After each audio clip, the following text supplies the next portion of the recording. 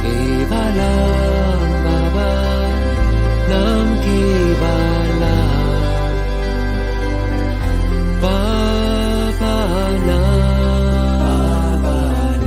Kevalam Baba Namo Kevalam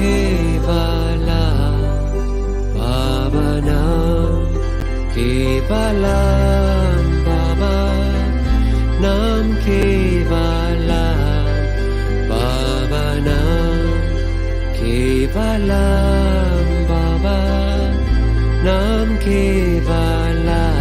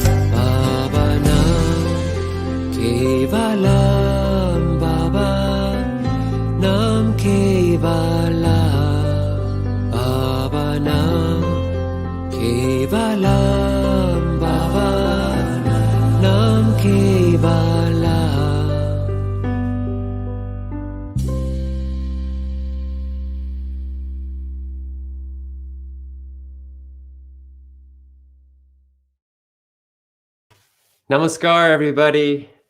Welcome to our online meditation and personal development sessions here with Tantra Thoughts / Vistara Circle. Here on this channel, we can help you have a better relationship with yourself and the universe through meditation techniques, tantric wisdom, personal development, and spiritual community. And that's what today is all about, is offering you spiritual community, allowing us to engage in spiritual community. That's definitely one of the advantages of our of spiritual life, is to have spiritual community. So here we are. I look forward to chatting with you in just a moment here in the chat. Let me just put up some of the usual reminders, especially for anybody that might be completely brand new. And if you are, then you're going to want to register on our email list. If you register on our email list, you will get something very valuable, and that is you will get a free ebook. So the ebook is on the yamas and niyamas, the 10 moral principles of yoga. And those are absolutely essential for spiritual life, for happiness, for having a moral code of conduct in one's life and having peace, improving the world. So I highly recommend that you read through these principles and get this book. And of course, have a cushion handy for when it's time to meditate today and be in a quiet place. And right now, I want to invite you to start announcing yourself in the chat. Tell us the highlight of your week and tell us how many times you've been here, especially if you've been here less than 4 times. We definitely want to know where you're at. Okay? So now let's go ahead and get to that and see who has joined. I see that we are accompanied by Brother Hitendra. Namaskar. Namaskar, Hitendra. So nice to have you from West Point, Kentucky. And also, Gloria is here. Hi, Gloria. Namaskar. How is life treating you? Please let us know. Same thing with you, Hitendra. Tell us something about your past week. Here you say, thank you for the awesomeness of being home with my family this week. Thank you, brother. This is awesome. I was reflecting on that today, how, you know, the community is a place where we belong. And even though this universe is our home, isn't it weird how sometimes we don't feel a sense of belonging? So it's important to create those spaces. It's important to come back to those spaces. It's important to develop those spaces and also to give, to contribute, for something that's working for you in your life, like, say, a spiritual community or any other type of community, to contribute to that community. What can you do to make that better? You know, that's also important besides just receiving. So, that's been one of my secrets for happiness, and so I love and value all of you who come every day and contribute your energy and get closer to our community, the Star Circle. So thank you for coming, brother, and reminding us of that. There's Shannon from my hometown, Alexandria, Virginia. Namaskar, Shannon. It's great to see you. I was actually born in Arlington, but I lived for many years of my life, and I still do, in Alexandria. Karen says, Namaskar from Greenville. Namaskar, Karen. It's so wonderful to have you today. Tell us what's going on with you. There's Graciela in Woodbridge, Virginia. So I'm really happy to see these local folks meet with us online. Soon we'll be meeting in person. I'm really excited about that. Once I guess we get our vaccines, we start moving along in this whole episode that we've had with the COVID crisis. And there is Jennifer, also known as Jayati. Namaskar, my dear sister. Thank you for joining us today. Today, I have a very, very special video coming up on Tantra Thoughts. Every Saturday we release a new video, and it's going to be the story of this young lady, of Jayati. She's one of kind of like a founding Vistara Circle member. I would say she's been in Vistara Circle probably since the beginning, right around there. And so we made a video telling her spiritual journey. So look out for that, and I'm going to remind you of that later today. That'll be my announcements for today. Then who do we have here? We have Voima Lauluja or Lauluja from, I think it's Lauluja, from Finland. Minna, welcome. It's your first time here in the guided meditation. Your highlight was doing a fasting. That's awesome. So it's so great to have you here, Minna. Wow, what a pleasure. I love Finland. I have to go to Finland one day because I love the education system there and all the great laws, how they treat their citizens. So thanks for joining us from there. Everybody make a note that we have somebody from Finland, because when we meditate, we like to, at the end of the meditation, we like to sort of visualize where everybody is. So now we can visualize Minna in Finland. Thanks for joining, and it's your first time, so that means that we have to welcome her appropriately. I invite everybody to please go ahead and put hearts into the chat, okay? And these hearts, Minna, are just for you, all right? So I hope you feel the love that's coming your way. Everybody, please join me in welcoming her in that way. And Shannon says this is the highlight of your week. Wonderful. I'm so glad you feel that way. We're going to make it really special. It already is very special then. Thank you for baptizing it as such. And Alicia's here. Namaskar, Alicia from Asheville, North Carolina. It's so wonderful to have you, sister. Tell us what's new with you. And Victor says, Namaskar, my highlight for the week was going to my family lake house, relaxing for a while. This is my second time here. And where is that family lake house? And where are you joining us from, Victor? Please let us know. All right. I'm happy you're here. Let me ask you another question. Have you gotten the ebook? Let me know if you've gotten the ebook, okay? Christina, namaskar, everyone. I'm not sure how many times I've been here, but one highlight of my week was getting a very clear sign from my esteemed spiritual family. And what is that sign? Let us know. Okay, so nice to have you here, Christina. And Peggy, namaskar from the beautiful mountains of Pennsylvania. Namaskar, Peggy. It's so wonderful to have you here. Thanks for putting those mountains in our mind. It's nice to know where people are joining from because then we can visualize them at the end of meditation. There he is. We haven't seen October in a little while. Let's give some hearts into the chat for October as well because it's nice to have him back. It's so great to see you, brother. And he's sending love to us. Let's send that love right back. Good to have you, brother. Christina says, sounds lovely, Victor. Yes, that lake house does sound lovely. Jake is here. Namaskar, dear brother. I'm so happy you've joined. Thanks for being here. What's going on in Austin? Let us know. And Hitendra says, I just completed 17 days at the job. Looking for a new one to support me until my therapy sessions take off. Appreciation for all and good vibes. So yes, so Hitendra is studying hypnotherapy. And so have you been doing 17 days in the hypnotherapy, brother? Let us know. Okay. And we have here Christina. Hello, I'm from Orange County, California. My week was great. I accepted a great job offering that I love. Wonderful. Welcome, Christina. Namaskar. Is this your first time here? Please let us know. Okay. There's Roy from India. Good evening. Good evening. Namaskar, Roy. Here it's morning where I'm at. So I'm very happy that you've joined us on your Saturday night. Thanks for spending time with us tonight. Again, how many times is it now for you, Roy? Please let us know.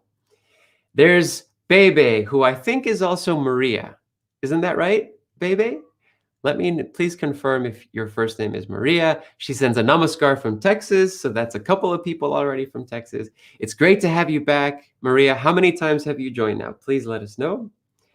And Karen says, I received my second dose of Pfizer vaccine this week. So I'll be ready when we finally get together. Wonderful. Congratulations, Karen. That's wonderful.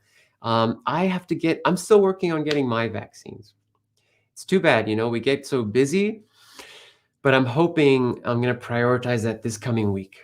Congratulations. And then Christina says, welcome, Minna. And these are the hearts for Minna from Karen and also for October, and hearts, love from Alicia, and beautiful hearts from Christina. Thank you, brother. Some blue and pink hearts. Wonderful. And Peggy sending some Spanish-looking hearts, orange and red, like the Spanish flag. Beautiful. And we have Victor sending his love. Uh-oh. Watch out for this boom, this love bomb. This love bomb over here from Jayati, who is like our lady of the day, because like I said, we made a video about her spiritual journey. Definitely check that out later today when it premieres on Tantra Thoughts. And she says, welcome to Finland. Thank you. I would love to go. One day I'm going to get over there. Maria sending her love for Minna. And for October, there's Alicia.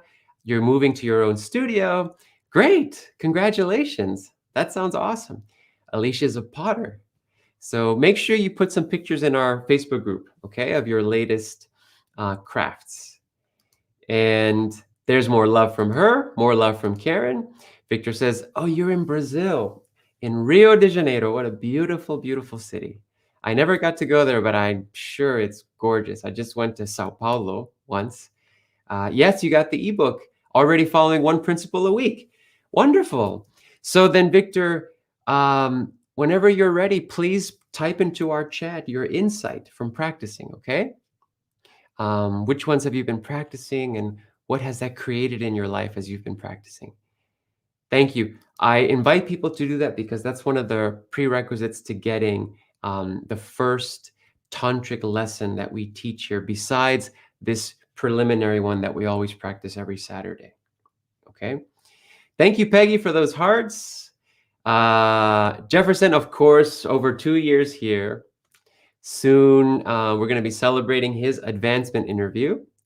When we come to Vistara Circle is a 2-year program. It doesn't end in 2 years, but after 2 years, there's an advancement interview. So some of you are already there.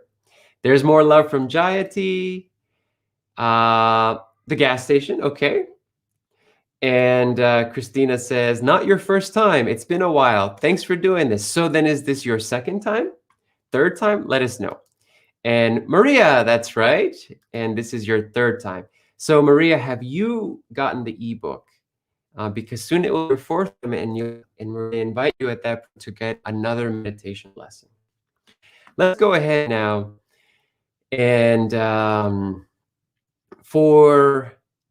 we have Minna here who is new. So then let's go over the agenda just for her.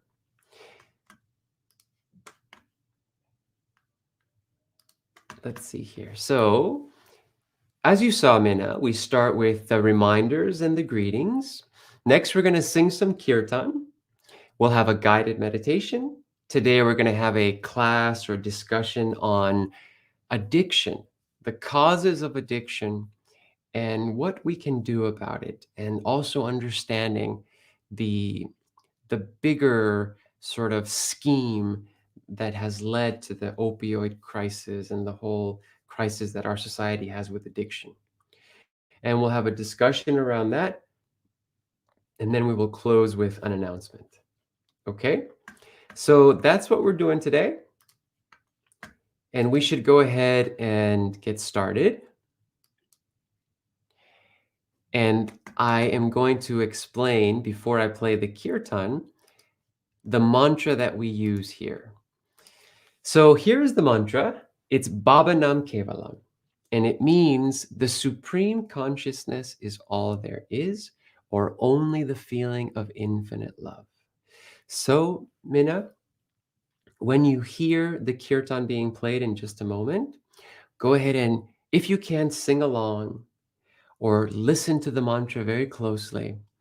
And every time that you hear it, start to connect, and also in that moment, through the song, start to deepen, connect with the supreme consciousness. Feel as if you are inviting that supreme consciousness into your life right in that moment, and feel that presence come in, and visualize that presence expand all around you and in everything all around you, in all of your cells, in all of your thoughts, and just really, really, really try to immerse yourself into the meaning of the mantra, which means the supreme consciousness is all there is, or only the feeling of infinite love. Okay, so go ahead and give that a try. And as soon as we are done with that, we will do the guided meditation.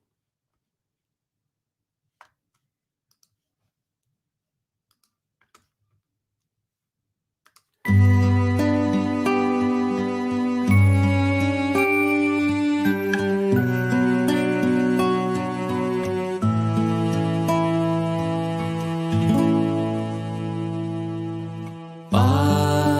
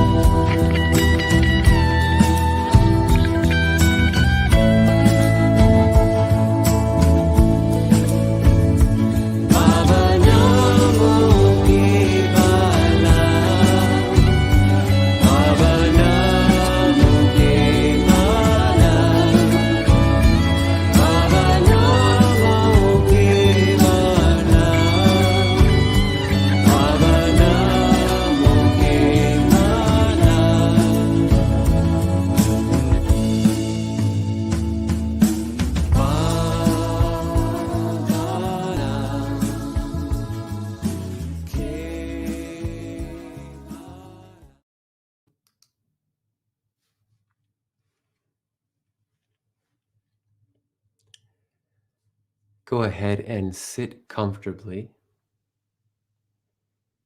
Take your hands and interlace your fingers. Place your hands on your lap. Monitor your lower back. Make sure the lower back is nice and straight. Monitor your upper back, making sure the upper back is also nice and straight. You can adjust the body for comfort.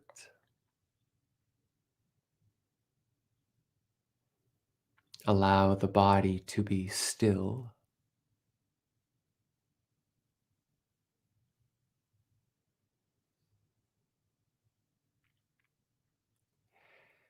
And start observing the breath.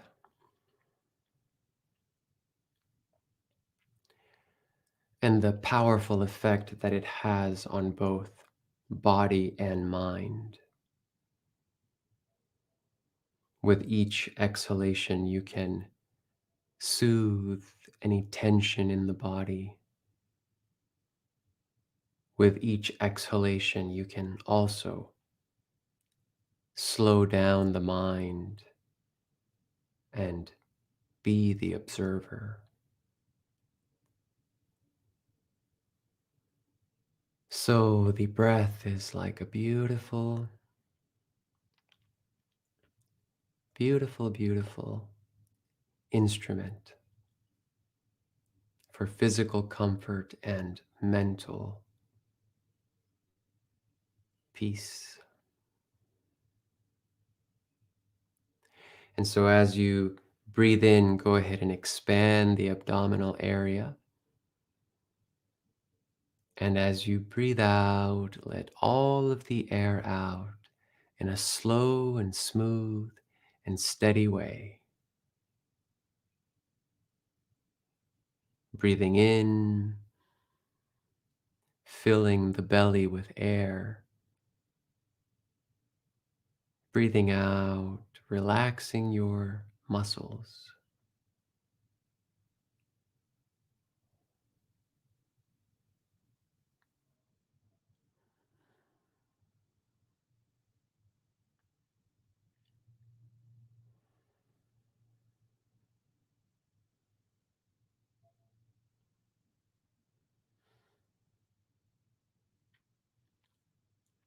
Feel what is created within you when you exhale longer than you inhale. And when you breathe in deeply, pushing the lower abdomen down. How do you feel after all of that?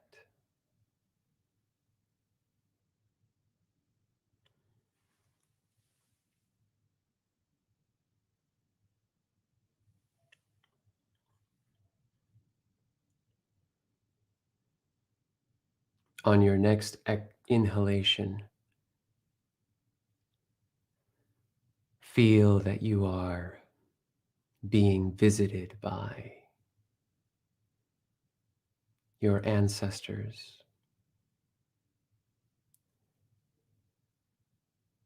by all those that came before to make life easier today.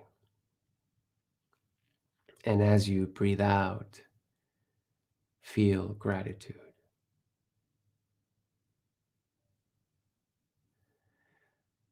And on your next inhalation,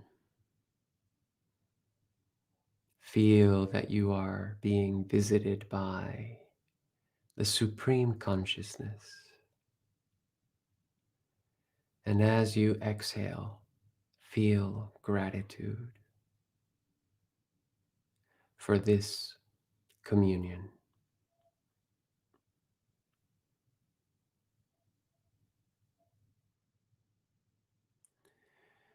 And keep thinking about the supreme consciousness.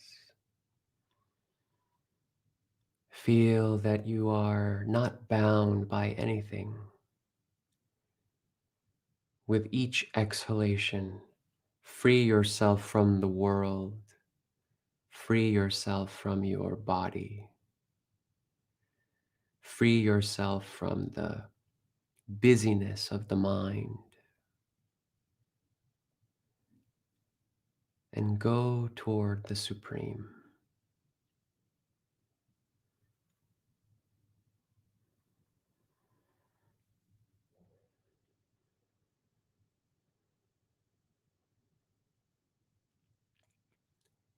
And you can begin to repeat the mantra Baba Nam Kevalam silently to yourself.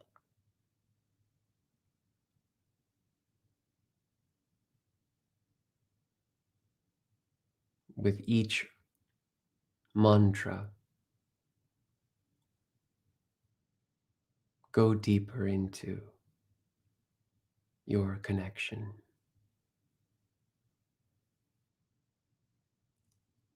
Feel that there is no separation. Feel the oneness of you and the Supreme.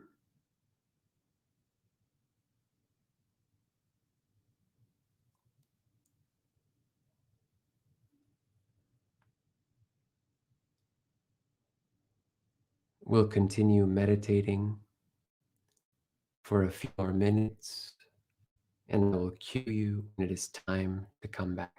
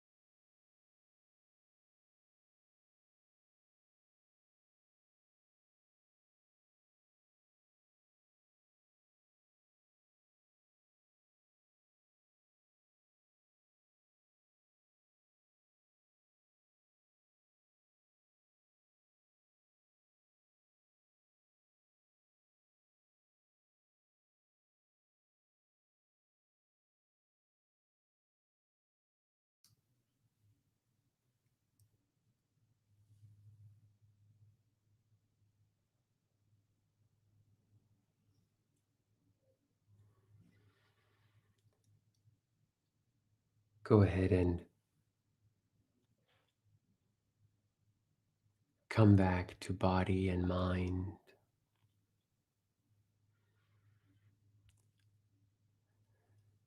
Come back to place and time.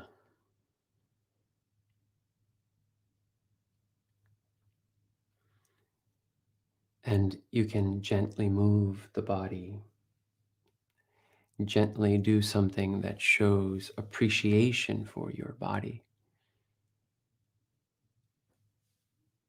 Can massage the legs, the shoulders. But before opening the eyes, let's keep them closed for a little bit longer.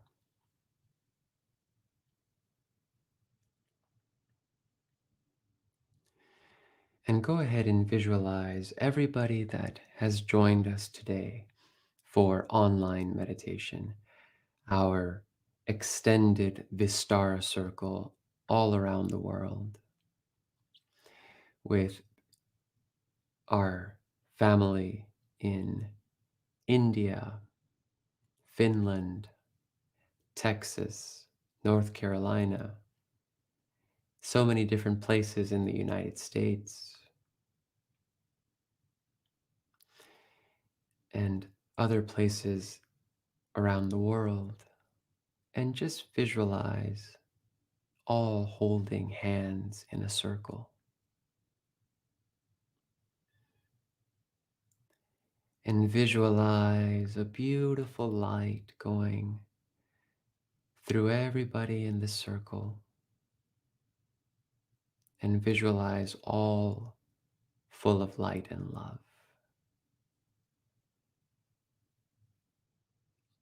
Light that permeates their physical, mental, and spiritual needs.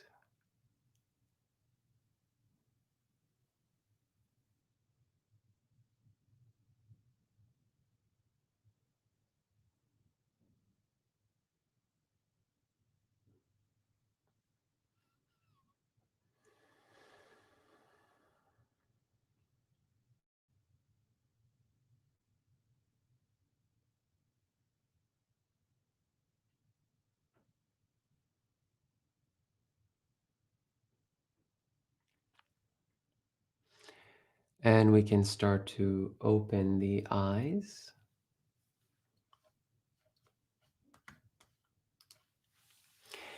And welcome back. Namaskar. So, today we are going to continue our discussion from last week on the topic of addiction. And to begin, I'd like to invite you right now to think of your some of your favorite artists that maybe dealt with issues of addiction. So I think of, for example, Billie Holiday, one of my favorite singers, who I discovered, one winter night in like the year 2000 when I was around 18. First time I listened to Billie Holiday. And Kurt Cobain from when I was like 12, 11 years old, in the 90s. And then when I was around 16, I really loved a singer named Elliott Smith. And just those three, to name a few, really, really struggled with addiction.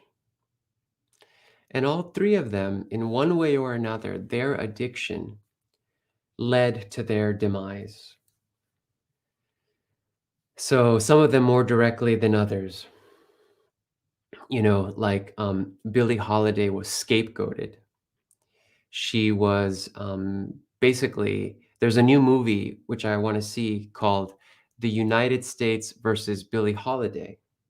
And it's all about how the FBI was so incredibly racist at the time, and they saw her as like a symbol of social change and upliftment for Black people, and they targeted her because of that, and they used her addiction as an excuse to to get her down, and so they made her life miserable, and ultimately she ended up, dead, dying in a hospital without any visitors, nobody taking care of her, as she was basically as they took her off of the she was withdrawing from her heroin addiction, and they killed her, you know, as she was, with her own addiction.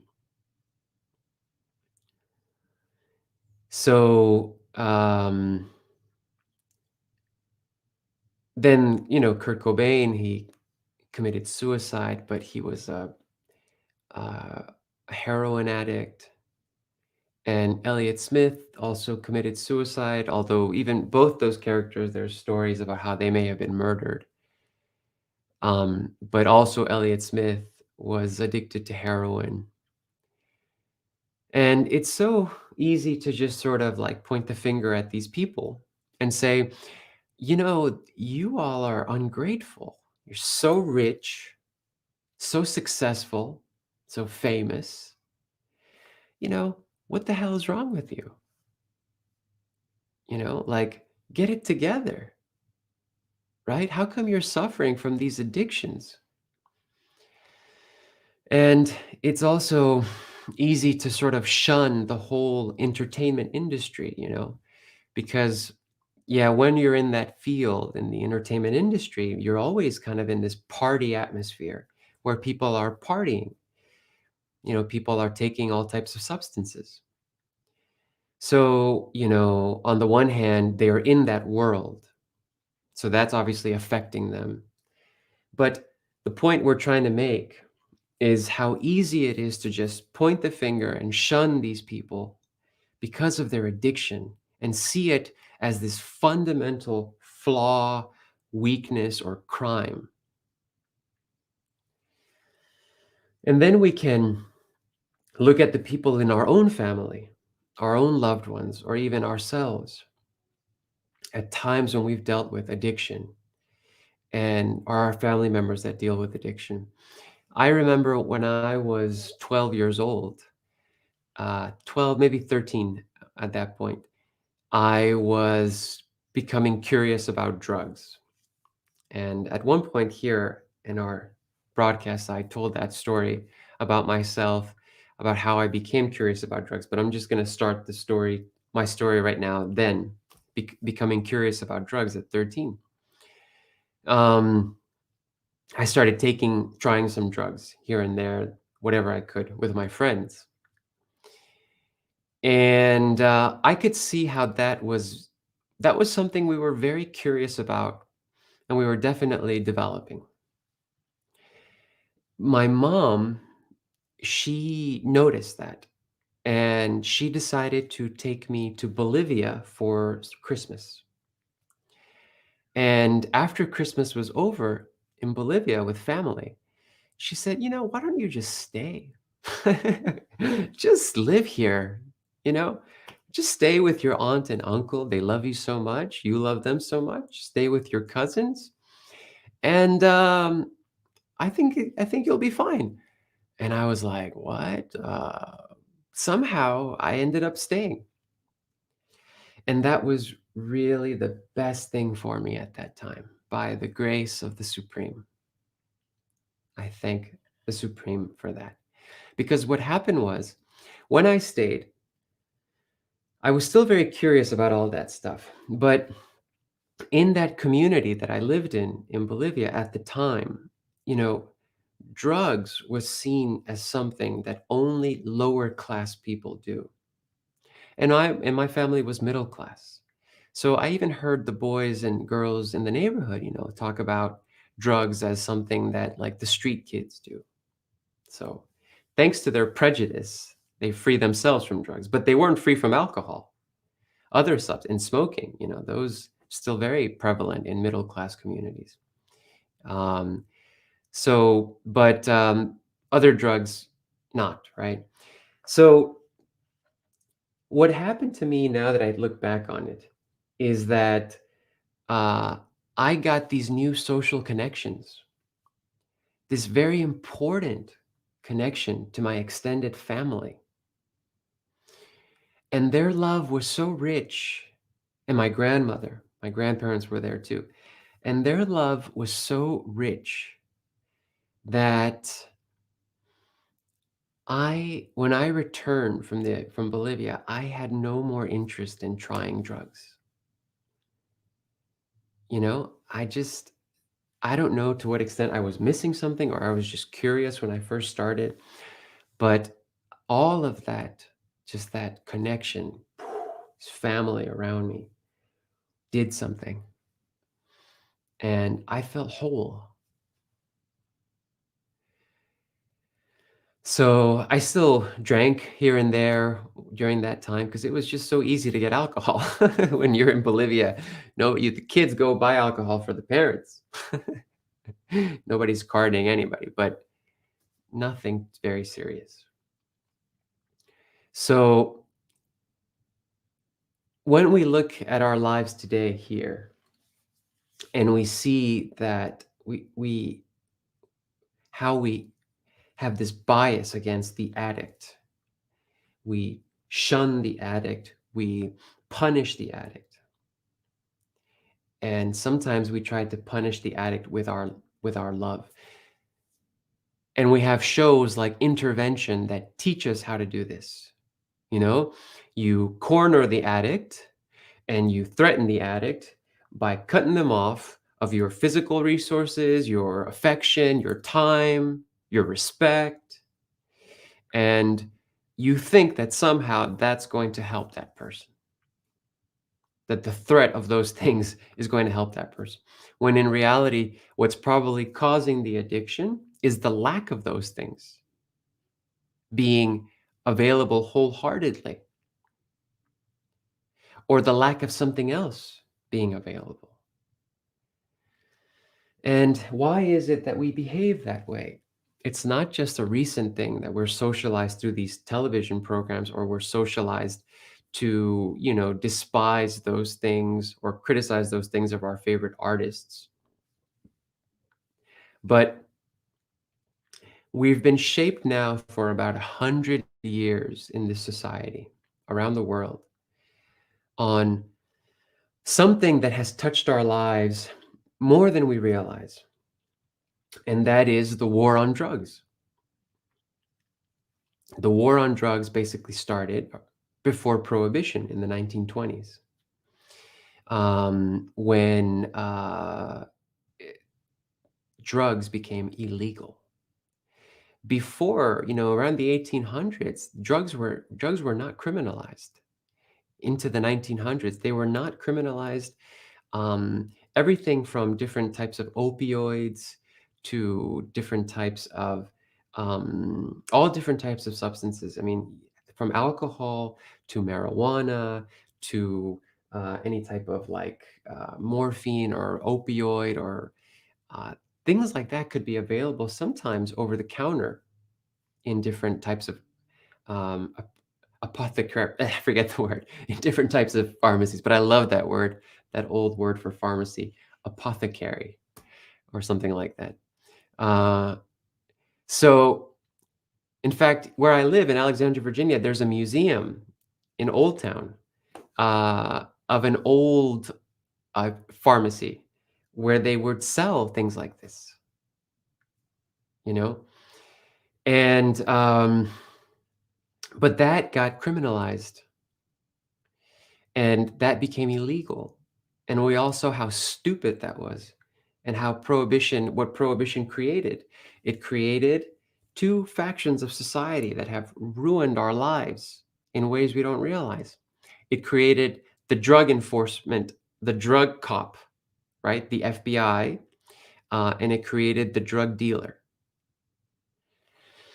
And in this cat and mouse chase between the cops and the drug dealer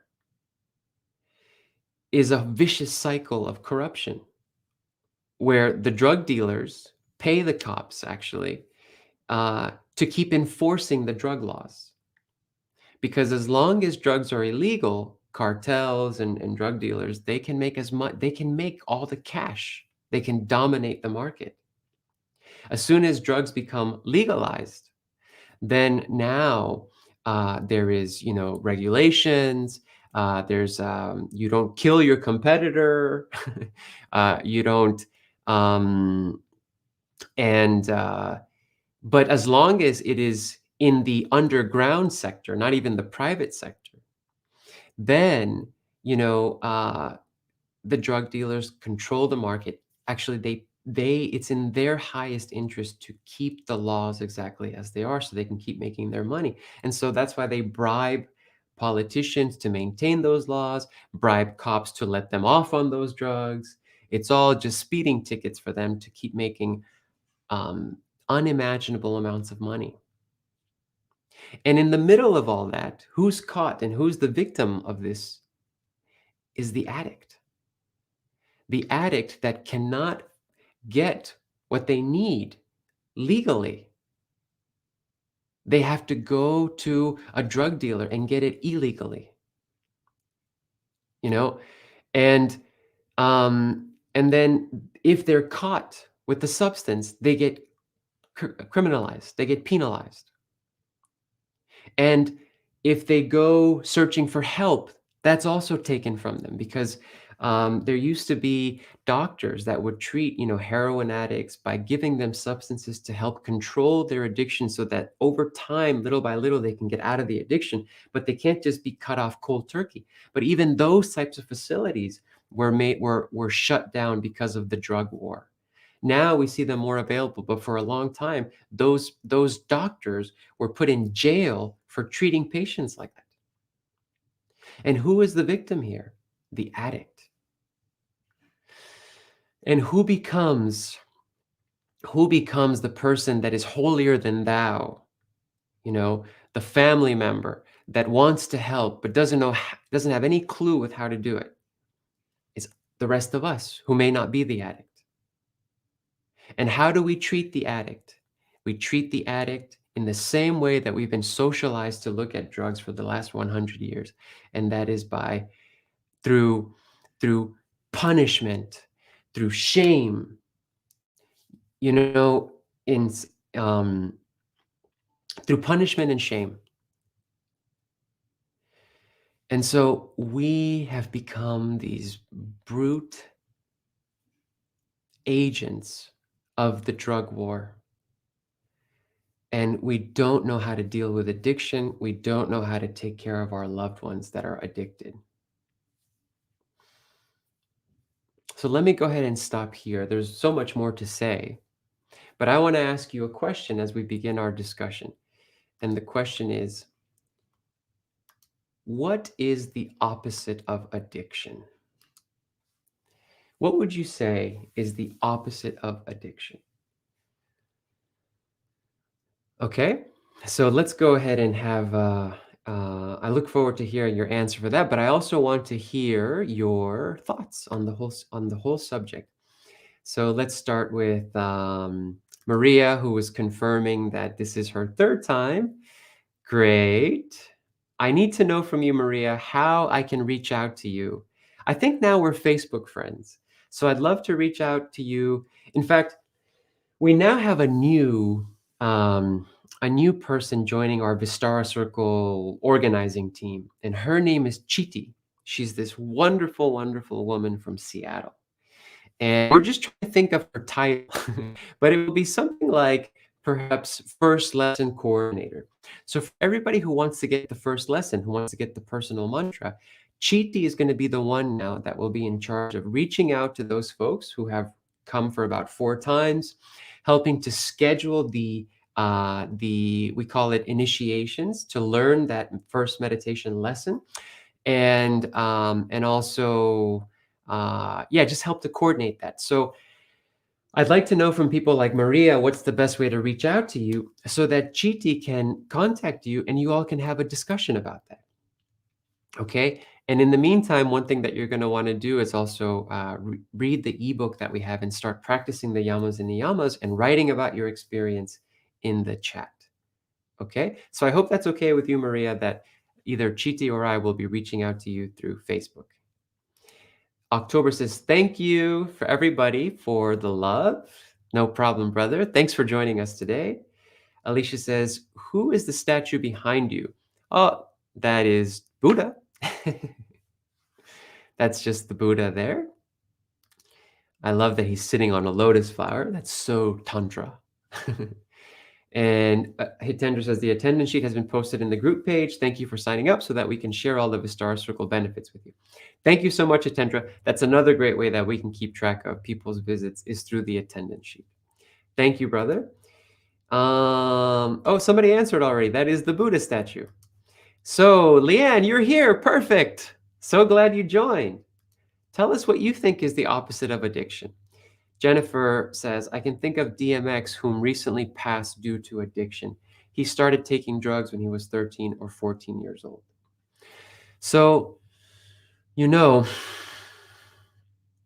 on that subject of our loved artists, people like DMX, like I mentioned earlier, Billie Holiday, who I love so much, her voice just transforms me. And Kurt Cobain, Elliott Smith. You know, a good question is, why? What were they missing that the drugs help to replace? You know, because when people are missing something very important, the drugs are there to take the place of that. Okay, so I'm kind of repeating myself. And I want to go deeper into this when we start to get some answers for what is the opposite of addiction, and then come back to just kind of imagine for a moment being in DMX's shoes. What could a person so gifted like him be missing that they succumb to their addictions? Alicia says that the opposite of addiction is contentment. Okay. Christina, detachment. I think that's kind of literally the opposite, right? Addiction is attachment. So the opposite would be detachment. Okay, thank you, Christina. Karen says, addiction can also happen through society's view of health and medicine. In the 1970s, American doctors began conditioning us to take something to feel better rather than addressing the causes of pain. My gymnastics injuries began by my use of prescription painkillers for 37 years. Finding my own way with organic, natural means and meditation changed all that. The Sackler family and their open plan to sell opioids have also contributed to addictions whilst they profited off their pain. Okay, thank you, Karen. So, you know, we talked about these players in this war, the drug dealers, even the pharmaceutical companies, like you're saying in this aspect, and then the law, what do you call it? The drug prohibitors, right? And then another way that this drug war has affected everybody is also because of racism. In the beginnings of the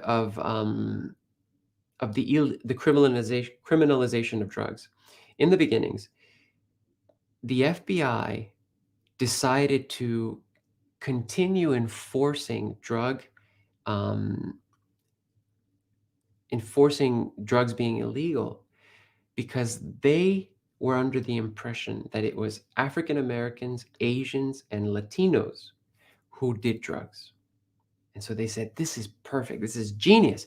We are going to eradicate this population by criminalizing drugs and putting those people in jail for doing drugs because they're the idiots who do drugs. And we see the hypocrisy. You know, for example, Harry Aslinger, who was the first, drug czar, the first, drug law enforcement officer who tried to heavily penalize drugs. He went heavily after Billie Holiday, but he completely forgave Judy Garland, who was also a heroin user. There was nothing against her, but everything against Billie Holiday. And so it was really a scheme to get rid of people of color, to punish people of color.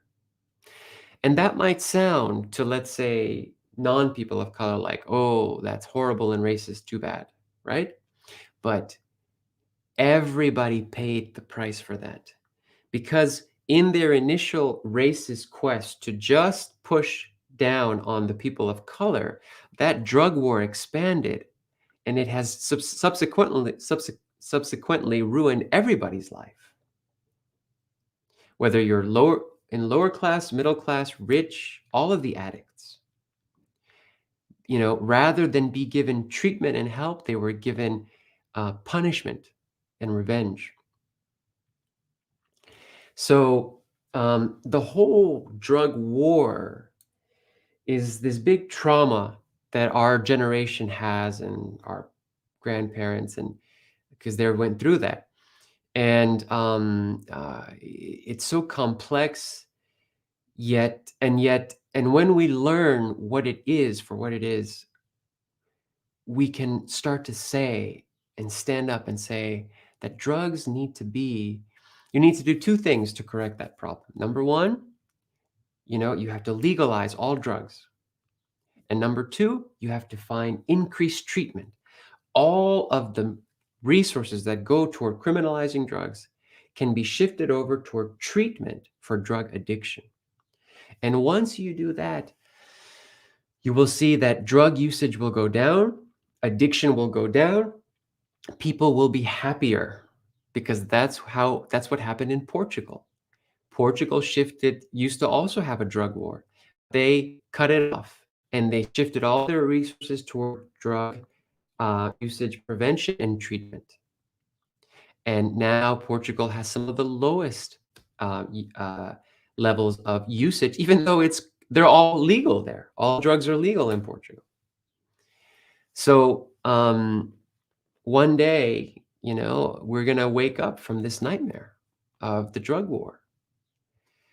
And we're going to finally allow our sisters and brothers who deal with addiction, they're going to have real opportunities for treatment and care.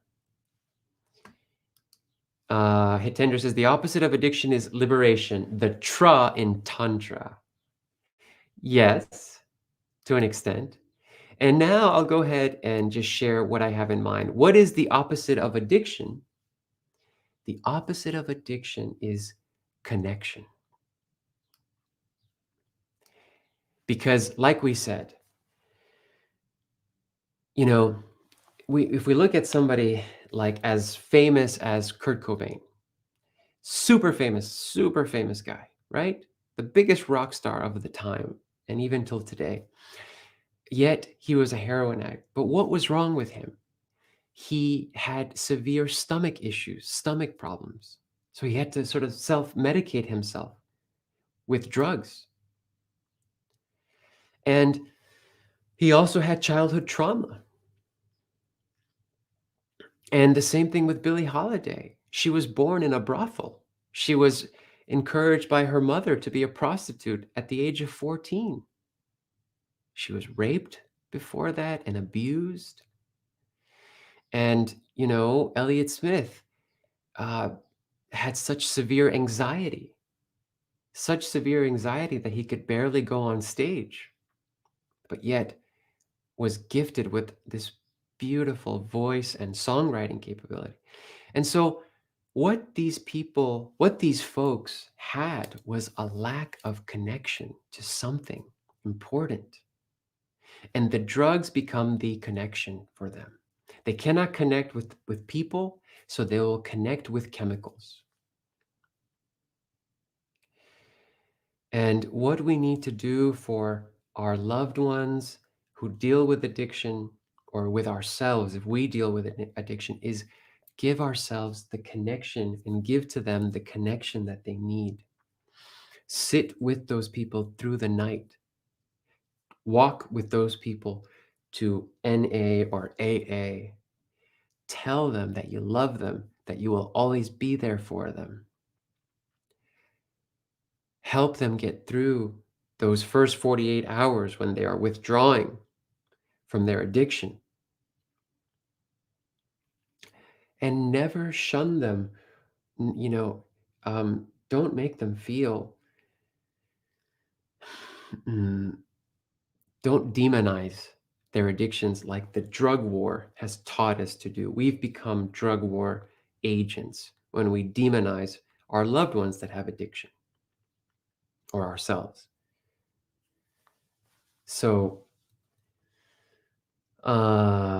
let's see here. We have so many wonderful comments. So, Maria, you have the ebook. Great. If you start practicing those principles, please write about your experiences in our Facebook group. Okay. Victor says, I agree with Christina, detachment. All right. Thank you, brother. Graciela says, I agree 100%. I appreciate all doctors, but I'm tired of them trying to push drugs when all you have to do in some cases is make dietary changes.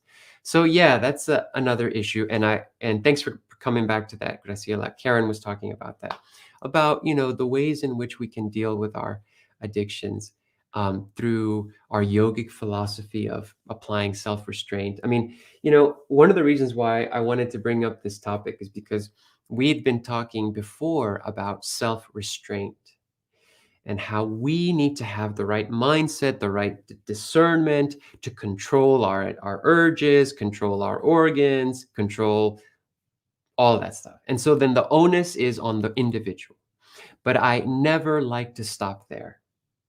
We as yogis and people who practice Tantra always need to be aware that the individual does not exist in a vacuum. The individual exists in society. And so things in society need to be improved so that the individual can do better. So our addictions, we have struggles with addictions, not because we are people who cannot have self-restraint, which is a yogic principle we should have our own sense of all-around self-restraint. But sometimes the problem is bigger than that. And it has to do with an addiction due to us missing something, we're disconnected from something important to us. It could be family, a relationship, a loved one, meaningful work, spiritual company, spirituality. So, so then that's why we have to take a look at what's wrong with society, and we see that society has done something terribly wrong. It has continued the prohibition of narcotics and has created a mess that we don't realize the extent to which it touches all of our lives. And so many things have to be reformed, even from the perspective of doctors, coming up with preventative care and also natural care. That's absolutely important as well. Thanks for bringing that up, Graciela and Karen. Peggy says, freedom from bondage. Okay. So, a lot of these answers, I love them. They're kind of they're very much in our tantric sort of realm, and Tantra will help us free ourselves from addiction for sure, because it reconnects us with God, reconnects us with spiritual community like we're doing here. And that can do so much. Even Peggy, last week, when she shared with us her story, she said that one of the things that she gained is our connection, a reconnection to the supreme, to spiritual life, and how that helped to transform her. And I know for myself, completely transformed my life as well. In episodes of my life when I was becoming addicted to different things, when I was suffering from anxiety, depression, or even addiction. So, and I'm also glad I got to tell you my story from when I was 13. So here Mina says maybe we, so the opposite of addiction is we. That's a good one. All right, connection. Jefferson says, there's only one race, human, and we are loving and fighting not to lose it. Absolutely. Thank you, brother. Mina says, maybe the addiction is not bad, but first we need to replace bad or unhealthy addiction or habits to something better for us. That way, gradually liberating ourselves from anything but God. Very nice, Minna. Yes, that's exactly what we mean. So you need to replace the addiction with something else. You know, you can't just tell somebody, "Hey, stop smoking. Just quit because it's bad for you." Offer something to replace it with. The best thing you can offer is your time, your care, your support for that person. Then Christina says the replacement is a big key. Yes. Otherwise, there will only be a gaping hole. Absolutely. Absolutely. We're all teachers, remember? All of us are teachers to our partners, our children, our parents, our friends, to each other. And so when we tell another what to do, and you want to just suggest to for them to stop doing something, it's always better to recommend something to do. So in other words, you frame something in the positive, you know, and in this case, you offer a replacement to the addiction, to what they're craving. Karen says, exactly. My healing began by changing my diet, meditation, yoga, and including organic natural supplements. These are other great takeaways for today. Today, I'm kind of just focusing on the problem, but these are the type of strategies we also need to be looking at. Okay, the main strategy I'm offering is understanding the importance of connection. So, Mina says, yes, like mantras to replace disturbing thoughts into something that brings mind to be occupied. Instead, just try not to think anything. Instead of not trying not to think about anything. With mantra, your mind is only one pointed instead of tons of other uncontrolled thought waves. Very good. So yes, the mantra that we use is a replacement for all the shit we think about. I knew it was going to come out. There was going to be one swear word that was going to come out today. So yeah, okay, and maybe this topic fires you up in some way, like it does for me. The whole drug thing, um, drug war thing, and art and addiction. So Michaela says, cure for addiction is addressing what causes the addiction. Self-restraint sounds good, but it is only an elegant and noble form of resistance. Thank you. What you resist persists. I've heard that before. Very good. That is why, for example, if someone is an alcoholic, after curing the addiction, the person goes informing addicted to something else, like food or gambling. Yeah, exactly. Exactly. Thank you, Michaela. How many times have you been here? Please remind us. Okay. I'd love to know. And what you're saying is absolutely true. I like that you're reminded of that adage, what you resist persists. That's why we talked about a couple of weeks ago lust. We talked about these enemies of the mind, right? Um, Lust, vanity, jealousy, just to name a few. And we said that you cannot suppress these things, just like you cannot suppress your addiction. It's going to come out in another way. It's going to spill out in another way, and it's going to get worse. So, suppression is never the answer. And self-restraint, when we say self-restraint, we mean that we have to be cognizant of our ability to tell right from wrong and exercise that willpower like a muscle, and and and be cognizant. When we meditate, we also practice being more the observer of ourselves. That also helps to strengthen self-restraint, because it's us who are making a decision, evaluating options, observing options. So we want to and try to make the best option every time. So um, our sense of discernment can can be fortified like a muscle through things like meditation. But sometimes the problem is bigger than us. Hence why today we're devoting this whole time to understanding the societal problems that cause addiction, and the societal problems that um, causes problems within ourselves. Okay. So thank you, Michaela, for addressing that. Victor says we cannot forget addiction is not only with drugs, there are also addiction to work, shopping, sex, etc. You're absolutely right. All of those things are very real addictions. They're very real addictions. People like to laugh off sex addiction or other types of addiction, but those are very real addictions as well. Okay. Um, and the work addiction, people like to glorify workaholics, but it can be even worse if your addiction to work is attached to your sense of greed. It could be greed that's driving the one being a workaholic if one is just working to make more and more money. Thank you so much, brother, for bringing that up.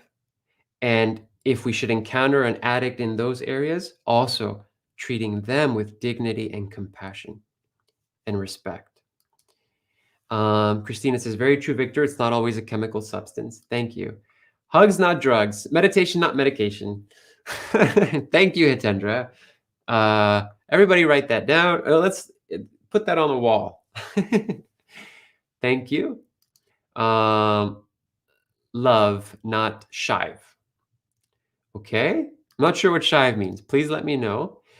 Christina says, not long ago, I noticed that I was focused on food a lot. I ordered several days around getting a special bubble tea.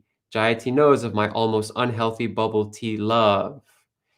And I'm sure Shayati was a good sister to you and other random exotic things. And then I realized it was because I was missing connection and service with others.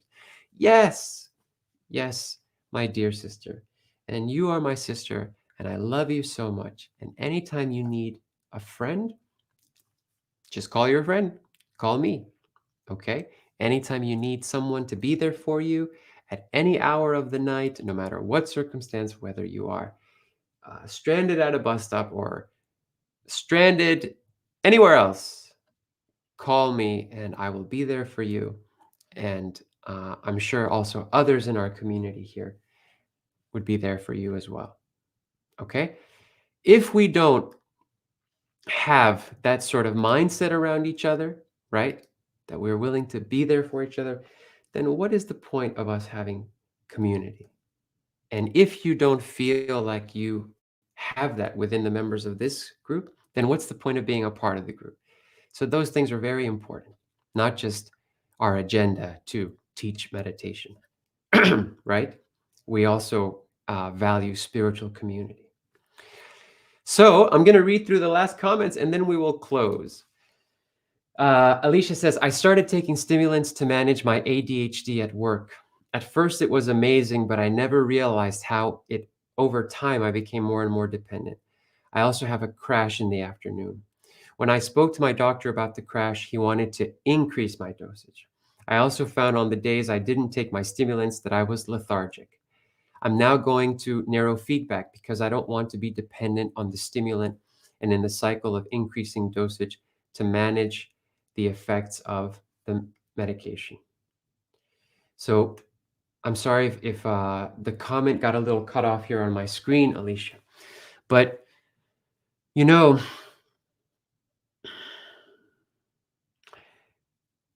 one of the things that we're trying to say here is that sometimes, and it may or may not be your case, the dependencies that we have on these substances, you know, if it's something like ADHD, there's so much, it's not just an isolated issue of somebody having that.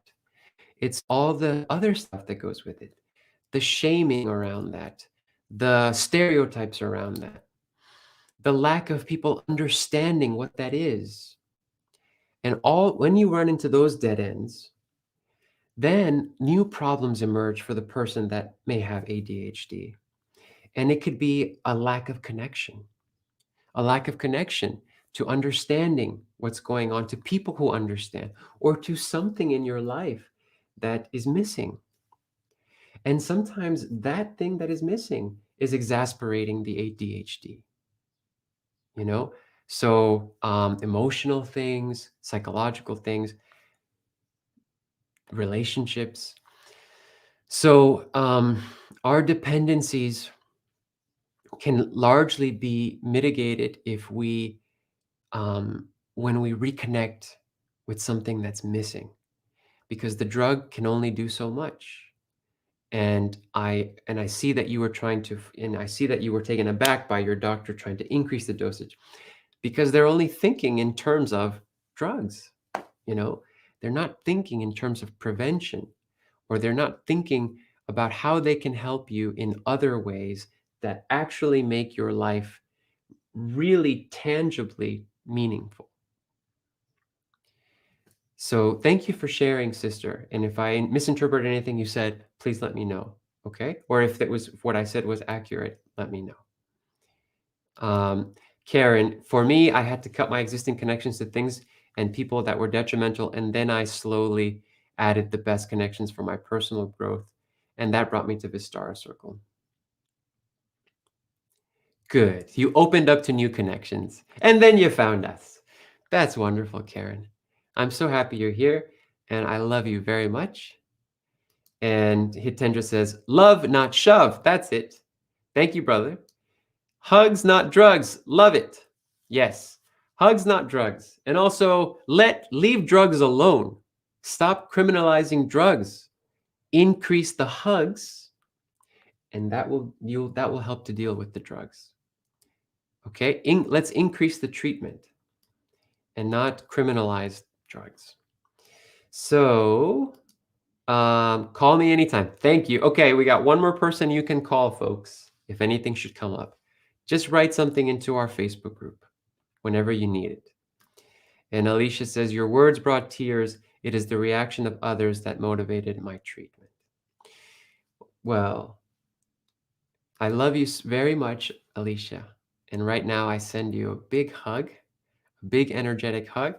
And I hope you felt that light when we all sent light to each other. Okay? I want you to take that with you today even more, and throughout the day, feel that light that came from the community here inside of you. All right? So we should go ahead and close on that note. That Graciela says, can't wait to hug. Yep. We do hugs at our retreats. So that's going to be great. I'm also looking forward to that. All right, folks, let's go ahead and close. Here's my last announcement. Today, let's take off this comment. Today, please look out on Tantra Thoughts for the new video. You get a new video every Saturday there. Today's video is the story of Jayati, one of our dear sisters in our community. And it's her story about how she overcame her fears. So the video is called 3 Ways to Overcome Fears and Have a Balanced Mind, and it's about her. Okay, so stay tuned for it. As soon as it's ready, we're going to release it. And I hope you enjoy it. Well, namaskar, everybody. I love you all very much, and I look forward to seeing you all again soon. See you in that video. Okay, namaskar.